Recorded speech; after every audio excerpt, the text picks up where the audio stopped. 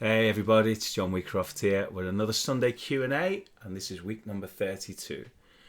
We're in the week between Christmas and New Year, so I hope you've had a great Christmas and you have a wonderful New Year, and lockdown's not affecting you too greatly. It's going to be a short one this week, but hopefully you'll find something of some use. You'll find something that will maybe suggest some practice ideas or give you some inspiration to create some ideas of your own.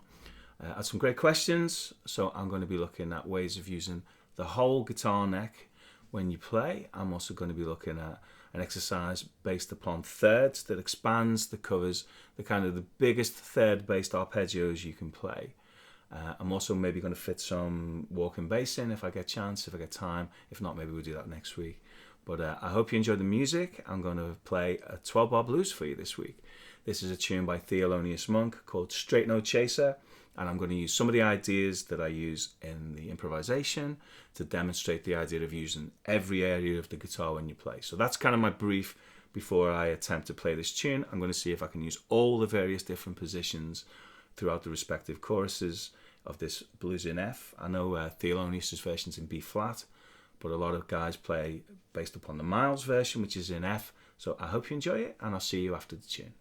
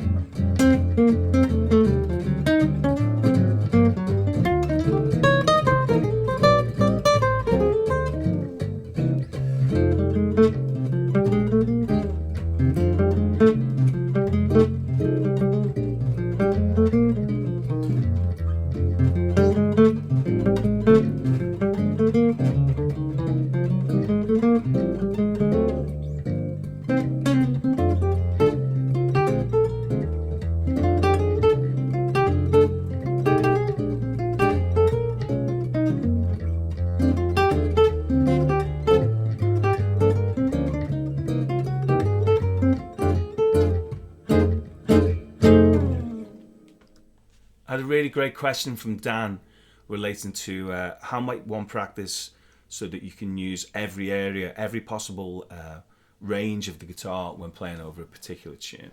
And I've got a specific thing that I do in preparation. In fact, I did it this morning before I recorded this tune, which I'll share with you.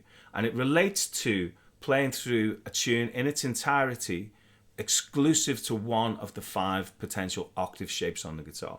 This relates to the cage system, if that's something that you're familiar with. But the first thing we should do is define what we mean by the octave locations on the guitar. So as this is an F blues, I'll use the piece I just played as a teaching device, but I do this with every tune. As this is an F blues, I'm going to restrict myself to the key of F, and in this instance, the blues scale, so the F blues scale. But let's begin by defining the octaves. So with this in mind, we find all the possible F notes in each register. So the lowest one we can find is here on the first fret area. We have F on the E string. You also have F on the D string, and you have F on the high E string. So that area of activity, the stuff we can do around those points, and we'll flesh this out in a moment. Okay. As we move along the neck, the next one we find is at the third fret area, this F, and that moves to the F on the B string. And that's the only octave that we can find. We don't have enough range to go lower or higher. Okay, so then the next one we'll find around the 6th fret, between the 6th fret and the 8th fret area. You've got F on the B, once again. And we go in the opposite direction this time, to a lower F. So that same octave can be found in 2 different places, or 3 in fact, so far. But meaning from this F note, I mean. You can go away from, or you can go towards. So I call these things, actually going from low to high, I'd call that a forward octave, because it goes up but moves towards the body of the guitar. And there's a similarity between all the shapes that connect those notes. And I call this a reverse octave because it goes away from the guitar. And once again, there's a similarity between any pattern that fits between those 2 points. You'll find it shares similar fingerings, whereas this one and this one share similar fingerings. So let's recap our first one, and that'll be the lowest position. The next one, second area, third area.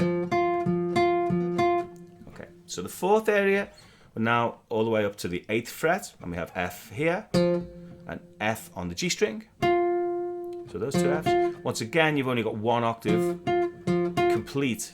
Of course, you can use the other areas to find notes that relate, but you're not going to be able to complete the octave.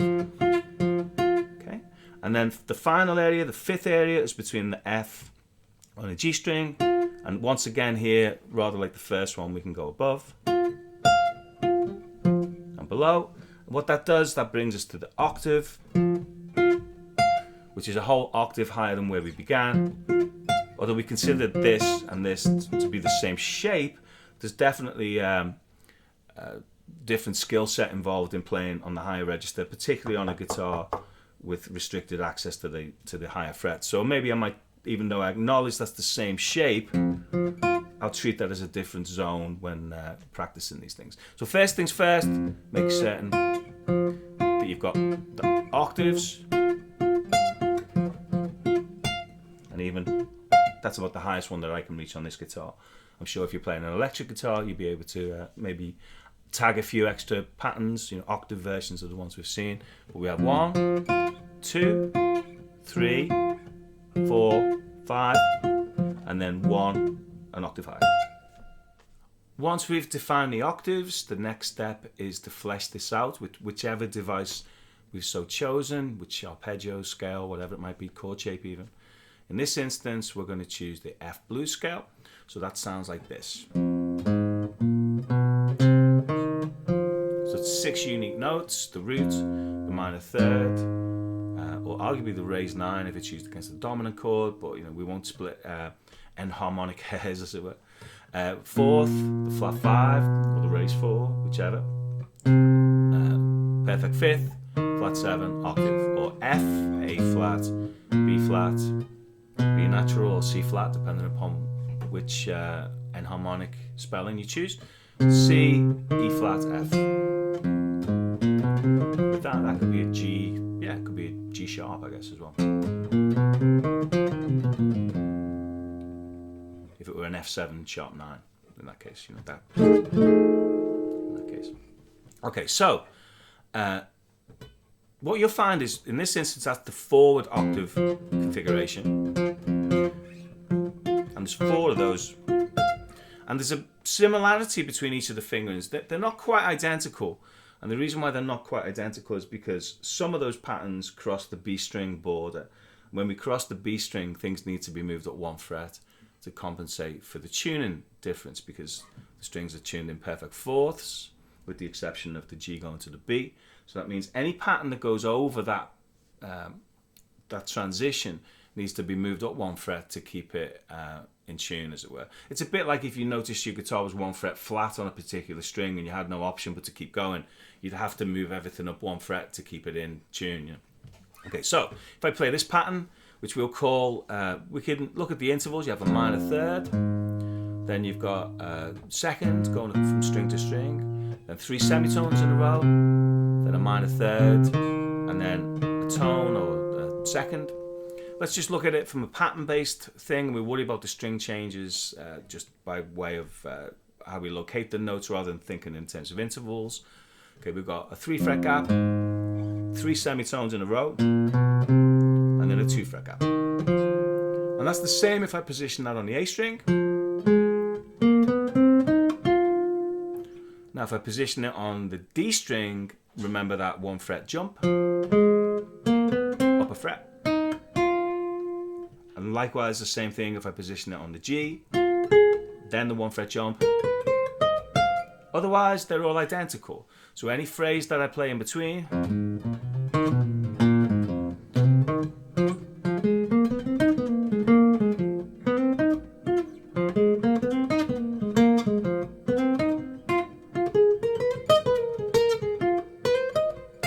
can be mapped from one to another with very little in terms of modification. Of course, assuming we remember that crossing the B string thing. So let's just map the shapes out. So then that might be one of your jobs. So the reverse shape is this kind of thing. If I play it between these 2 points, a single note, a tone and a semitone, and then a minor third, and then a single note.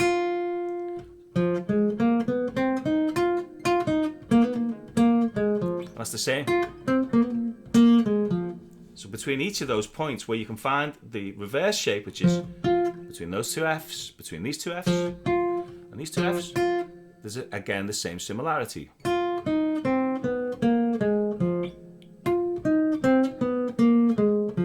Of course, remembering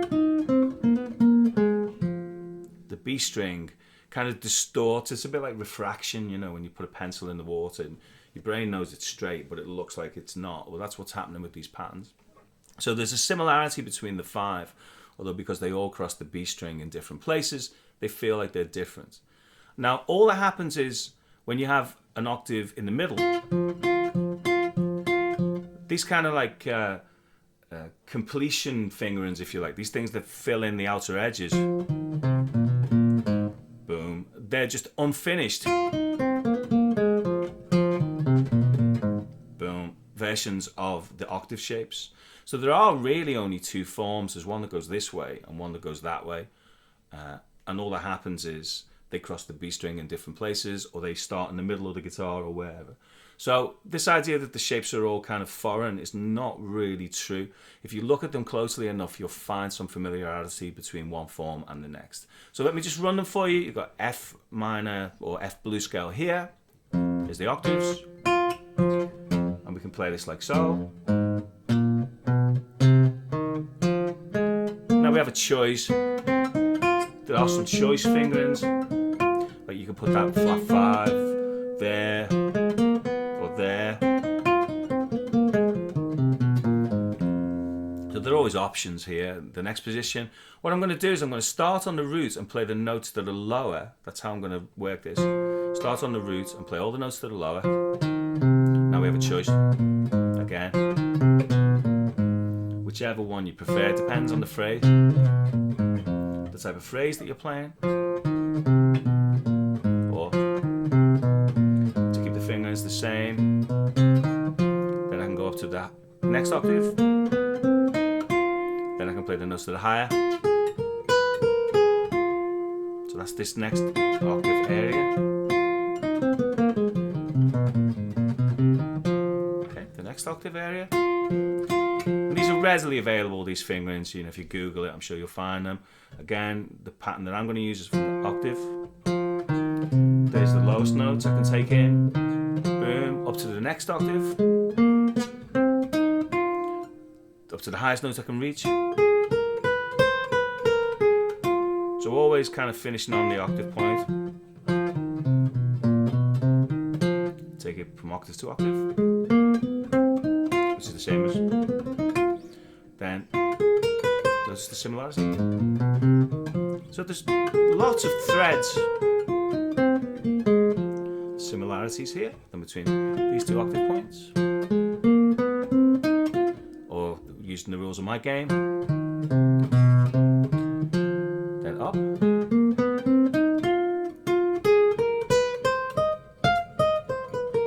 Then I kind of cheated a little bit because I figured it's only a tone away. I could finish that. And finally the fifth, which is the same as and the same as. So, and then this part is the same as this. Now that we've defined the scale positions, the next step is to put this into some real musical context. So let's return to our blues backing that we used to begin with for Straight No Chaser. And what I would do is, in this instance, I've prepared a backing track. It's about 3 minutes long. So 3 minutes times 5 is 15 minutes. That's not a huge amount of time to practice any one thing. But in doing so, if I take one whole pass at each backing track for each of the 5 areas and restrict myself to pretty much using that area exclusively, I'm going to find where all the cool sounding phrases are. I'm going to force myself into not just relying upon the ones that I know best. Now, for the purpose of brevity here, I'm not going to play through the whole duration of the track in one. I'm going to play for a couple of choruses and then I'll move to the next one. But you get the idea. So in practice, in a real practice situation, I'd restrict myself to the whole track for the whole backing track. Okay, so here's our first position. I'm just going to stick to the blues scale.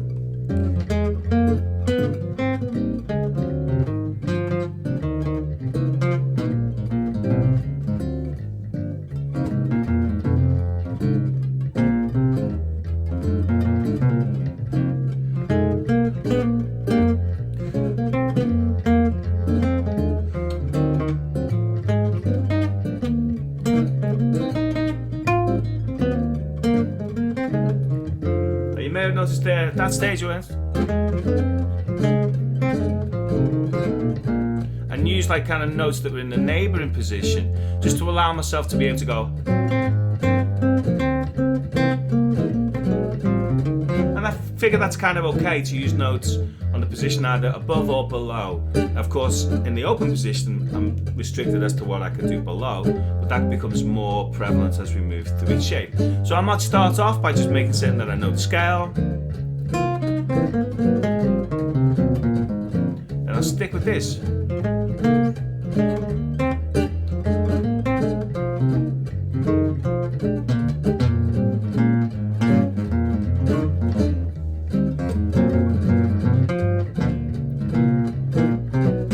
Okay, and then once I'm comfortable with this, I'll move to the next one.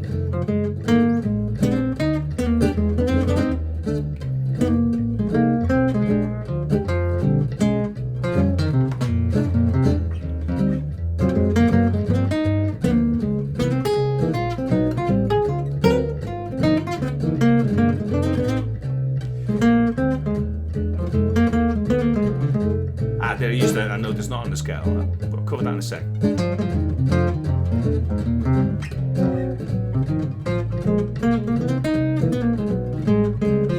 Next area.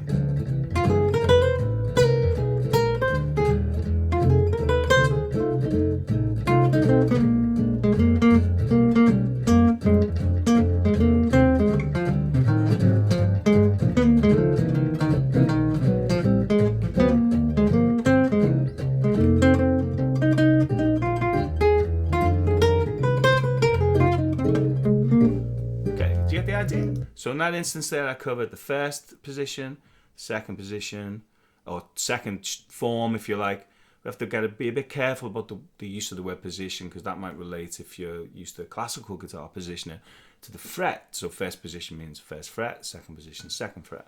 I'm talking about the second octave shape. So the first time I played through, between these points, next time played there, then made my way up to here. So now I figure the next one is here.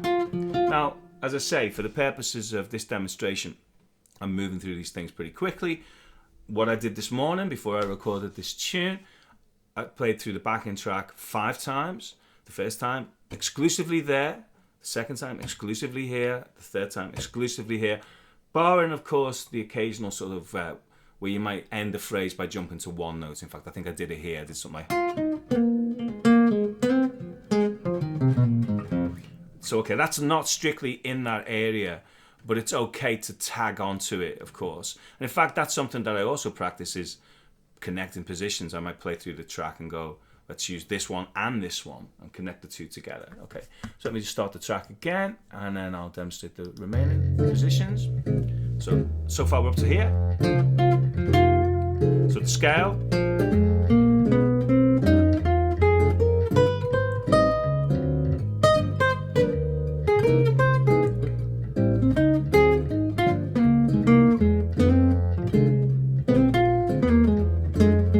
Of course, anything I play there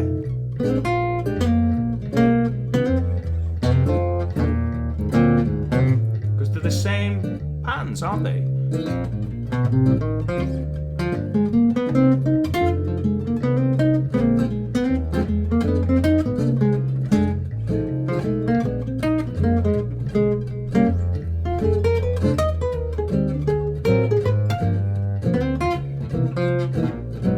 Start to see similarities. And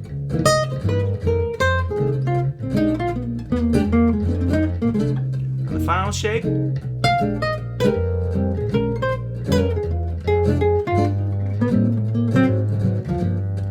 So one of the things that I was trying to do, and the kind of things I planted in my mind before I played that version of Straight No Chaser, is I figured there was 5, maybe 6 choruses of soloing. So because it's quite a long solo, I tried to use each of the areas. So I'll try and do that now in a really, I'm just going to use the blues scale in a really kind of condensed way to go through each of the shapes. So I'll start here. I'll try and keep this to just blues scale.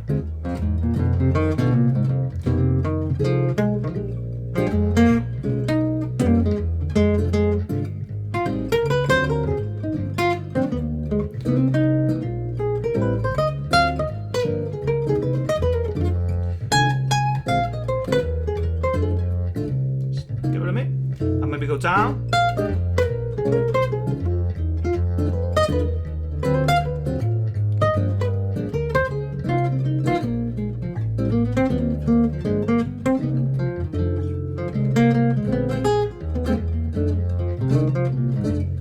So let's move in the opposite direction. So, let me just pause that there. So to recap, the idea is to establish 5 different fingerings based around the octaves. Find the scale there, find the scale there, find the scale there, here, and then maybe where we began. Okay, and then for each of those positions, we restrict ourselves to that particular area and improvise through an entire tune, which is one of the reasons why it's probably a good idea for these backing tracks to not A, be looping around infinitely, or B, be too long. I figure 20 minutes of this, it's pretty much enough for me, I would say, and that's where my attention starts wandering. 20 minutes, half an hour. So if I make the backing tracks 3-4 minutes long, then I can easily go through every position and then sum twice, meaning this first fret and the 13th fret, maybe the 3rd fret and the 15th, exclusively within each position, restricting, of course, the exception, of course, of maybe the odd note here or there. And of course, I'm not just restricted to that scale. So when I played my solo there, I was adding some extra notes. I was aware of the fact where the chord tones are, where the arpeggios are. You can kind of invent the rules of your own game here. So you could say, I'm going to outline the arpeggios to the tune in this area, and then in this area, and then in this area, and so on. And you'll find in doing this, of course, when I play, generally speaking, other than, as I say, for this particular tune, that I set this as kind of like a bit of a sort of a goal for this tune. Generally speaking, I wouldn't be this conscious, but I was using this as a teaching device really, and also setting up the fact that I knew this was something that I was going to talk about. But in practicing in this way, you'll find that when you play, you'll be much more inclined to use these areas of the guitar neck that previously otherwise might be like black holes in your knowledge. Most of us use the E form of the shape and the A form of the shape. We know those the best, and some of these other patterns maybe not quite as explored. And I think that would be a mistake, because there's definitely music in these areas, and there's definitely room for you to find some interesting and maybe even unique and personal phrases in each of the positions of the guitar.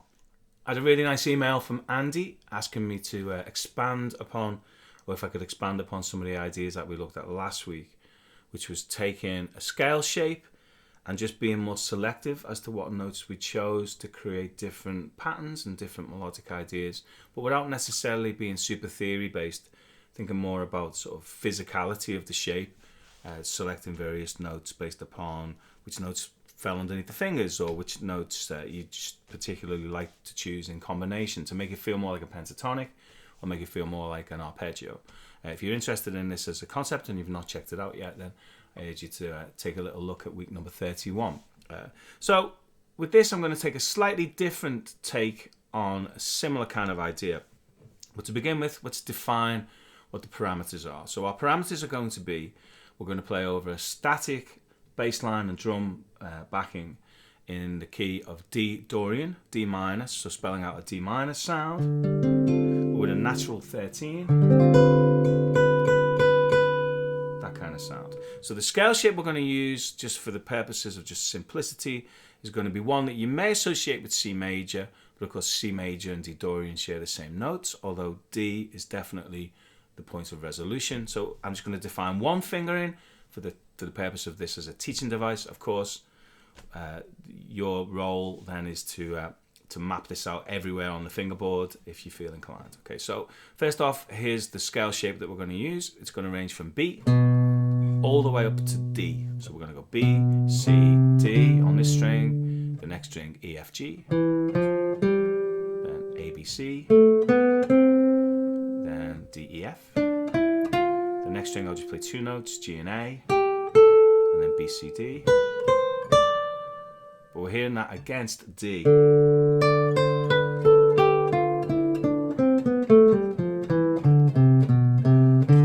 So D is our point of reference. So let me just play the backing so you can hear how that sounds against a D backing. Okay, here it comes.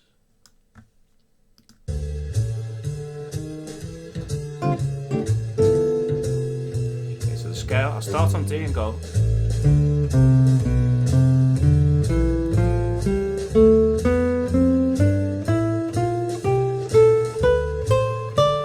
Of course, you can play different ratios, speed ratios.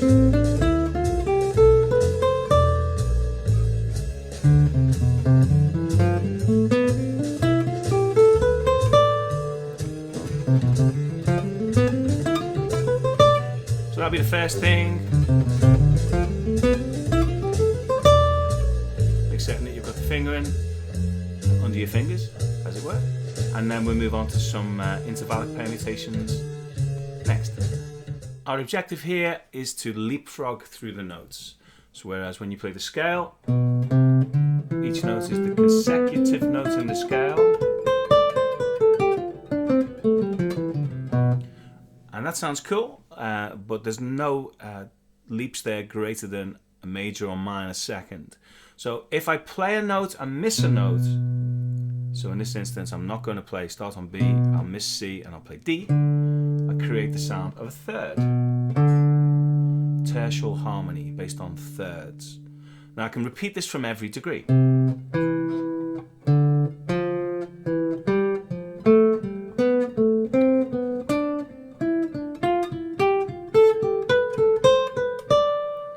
this is one of the cornerstones of kind of technique, warm-ups, coordination. You name it, every instrument at some stage, if it's capable of it, if it's a melodic instrument, you're going to find some variation on this kind of idea. Skipping in thirds. Now Now, whilst it's possible to acknowledge whether it's a major third or a minor third, so like in this instance we have a minor, followed by a major, and then a minor, and then minor, and then two majors, and so on.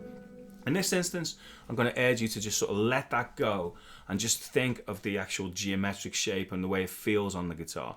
So when you're actually playing these things and you're improvising with them, you're not really going to be thinking in that way. So let me play this against the backing. So I'm going to start off with this. I'm going to call this 1/3. Right, so we're moving 1/3. Okay. So from each degree, I'll start on D just for the purposes of defining it's D. I can go up in thirds.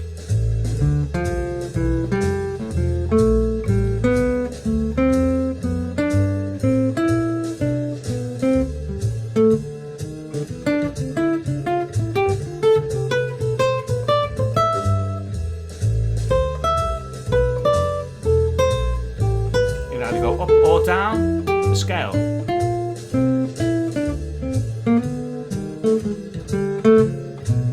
So now I'm going to go up in thirds, up the scale.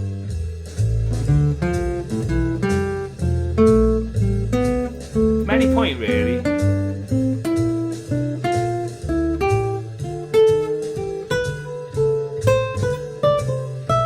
Now I'm going to go up in thirds but down the scale.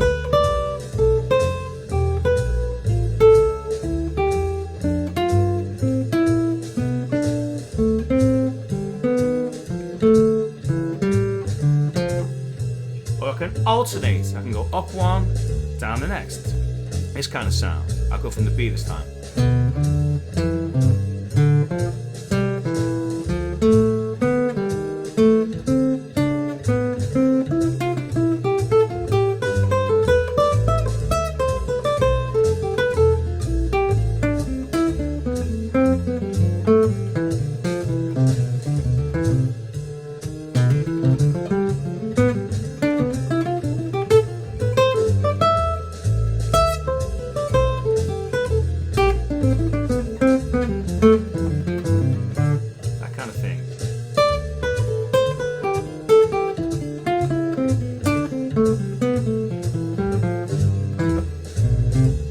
I like to do is go up a third and then go back to the first note.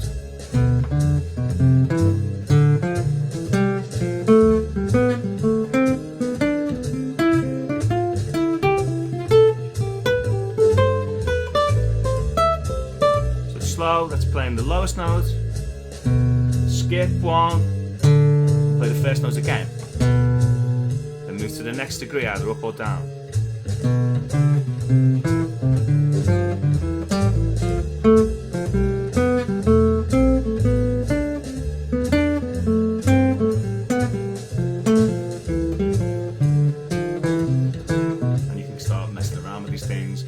About with them. So that's the first thing, is going to be just playing thirds one at a time. Let's expand upon this idea a little by now adding an extra third. So meaning if we were to play from D, 5 notes, we're going to play the first, the third and the fifth. So we skip each alternate note. So in this case, all the odd notes, 1, 3, 5. Then we could go from the next note, which would be like 2, 4, 6 of the scale. Then 3, 5, 7, and so on. Although I'm not thinking it in such conscious terms really, I'm just thinking alternate notes. Play a note, miss a note, play a note, miss a note, play a note, and so on. So if I do this through the whole scale, it gives me...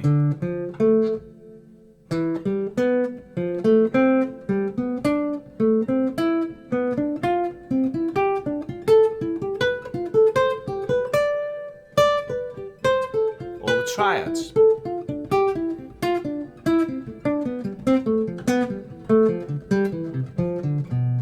But again, you can consciously think, D minor, E minor, F, G, A minor, B diminished, C, D minor, E minor, and so on. And at some stage that's a good thing to do, but in the reality when I'm improvising using these things, it's much more of a kind of a physical shape rather than thinking consciously of each specific arpeggio. So I'm just going to play through them.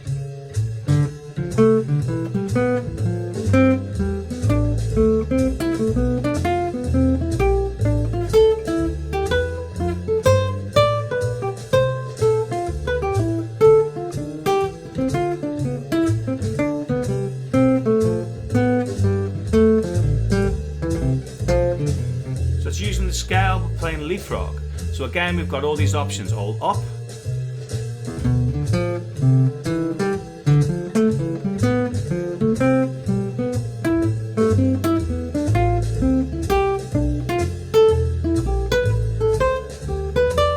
Or down.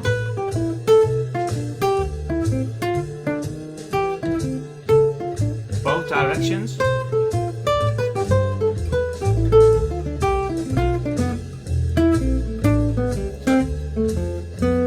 Going down the arpeggio, but maybe I'll go up the scale.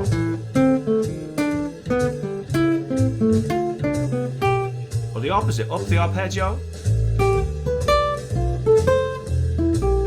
down the scale.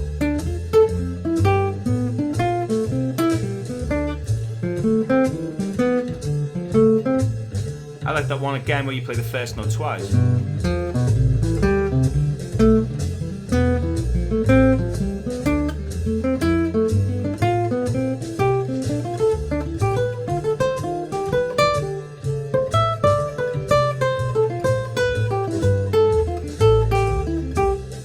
That was, in that case, I was going down, skipping in thirds, and then going back to the first note. Then, or you can go up one, down the next.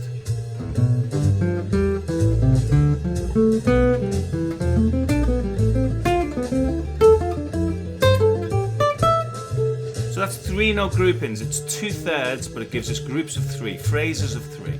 And that's the next idea. In fact, from now on, maybe I'll restrict myself to just this idea of going up one,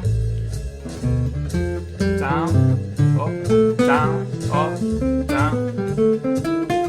Or, of course, the opposite.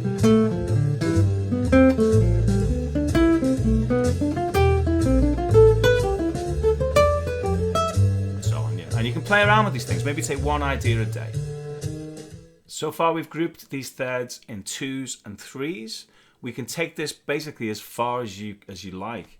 So the next stage, as you might imagine, is to group 3 thirds together, which gives us a group of 4, and that gives us the 7th arpeggios. Again, once again, you can consciously think of this. You get D minus 7, that's all thirds, E minor 7, F major 7, G7, A minor 7, B half diminished, C major 7, D minor 7, and so on. Or you can just think of it as just keep going from every degree and just play it as a pattern. And I think a combination of approaches is the best. One time it's good to work it out, but then when actually playing these things, you may not necessarily be consciously thinking so explicitly. So here's how those groups of 4 sound. So I think I said I'm going to restrict it now to just going up one, down the next. That'll sound like this.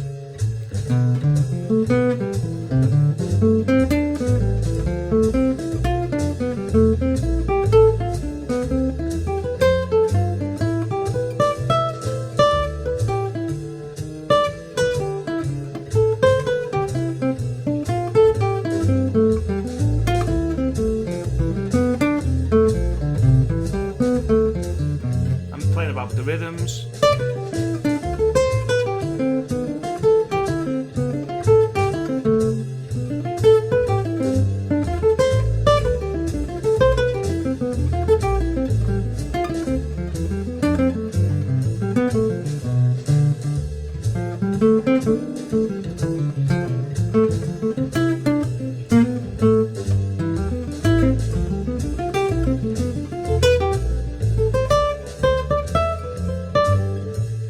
Slow.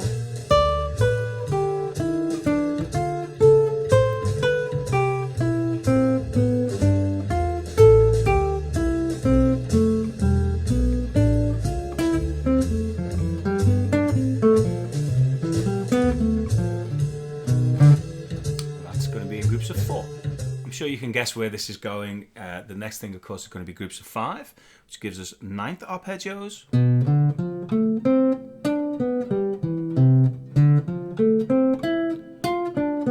This kind of thing.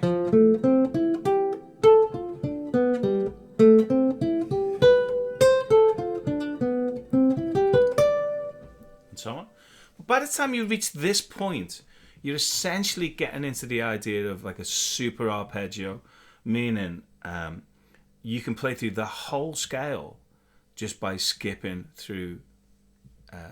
each alternate note. And at this stage, then we can start improvising with the groupings. It's groups of 2, groups of 3, groups of 4, groups of 5, and so on. So what I'd encourage you to do, so this is going back to here's the physical shape. To play through the whole scale, and this could work for any scale, by the way, but it works particularly well for scales where all of the notes are inclusive. So for example, a scale like Dorian, all of the notes are equally usable. There's no real sort of avoid tones. You could argue a scale like the altered scales like that each of the notes is just as useful as one another. Whereas the major scale, the 4 is arguably not quite as important, as it were, as some of the other notes, because that's a tension. So you have to treat that in a slightly different way. Whereas with the altered scale, they're pretty much all tensions, so that's fine. Okay, so here, in our case of, we're seeing this as D Dorian. If I play from the 6th degree, this note here, it's the 6th of D Dorian. All right. I'm not even going to think in this way, actually. I'm just going to think play, don't play, play, don't play, play, don't play, play, miss, play, miss, play, miss, play, miss, play, miss, play. So I end up with an arpeggio that covers all of the notes of the scale, but it takes 2 octaves for me to do so. So I get the 6th, the root, the 3rd, the 5th, the 7, the 9, and the 11, and then the 6th again. So if I go from the root here, I have root 3, 5, 7 in the low octave, and in the high octave I have the upper extensions. So root 3, 5, 7, 9, 11, 13, octave.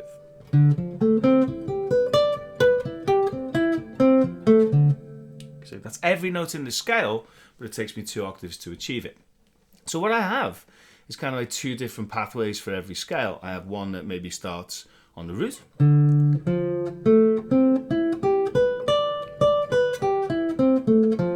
I can also go down. And that can be stacked into all of these triad ideas. Okay, that's just by grouping it in different ways. That's one pathway. Then I have another pathway that starts on the 2nd degree.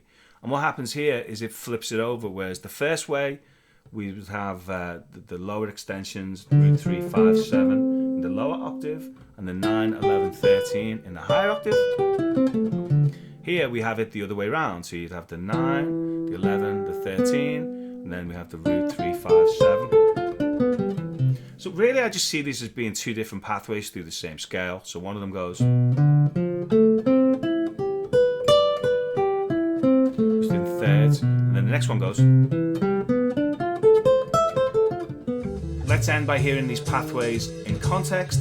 So I'm going to mix between using the entire pathway with some more scalar-based ideas, just by way of connecting them together. So let's first off start by just playing the pathways explicitly as they are. So in this case from B, you would have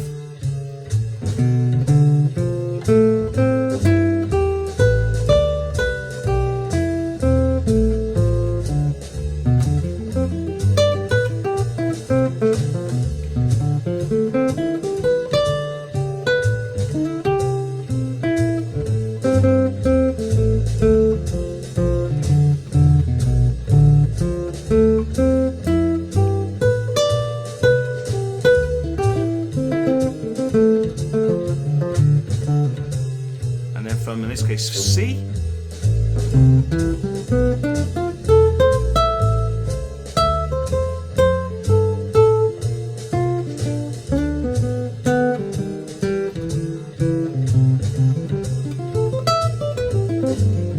So I went up 1 and down the next there. Up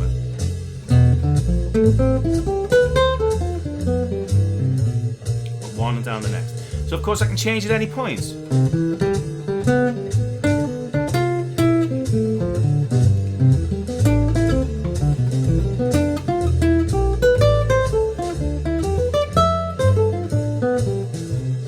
that stage, I'm not really thinking about specific arpeggios. I'm just thinking about this pathway and this pathway. But I can get on or off at any point. Next one.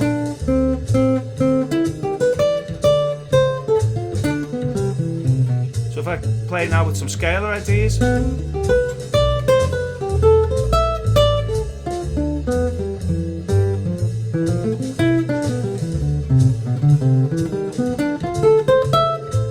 Maybe with some chromatic ideas.